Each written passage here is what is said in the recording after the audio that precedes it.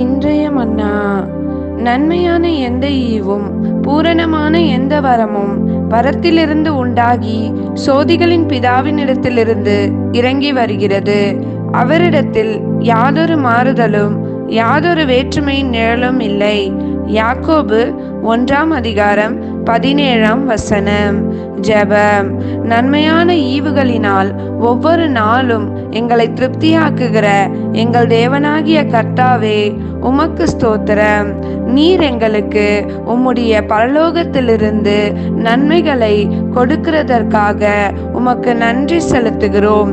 நீர் எந்தவித மாறுதலும் ஒரு வேற்றுமையும் காட்டாதபடிக்கு எங்களுக்கு நிகராய் நீர் உதவி செய்கிறதற்காக உமக்கு நன்றி செலுத்தி இயேசுவின் நாமத்தில் ஜெபிக்கிறோம் நல்ல பிதாவே.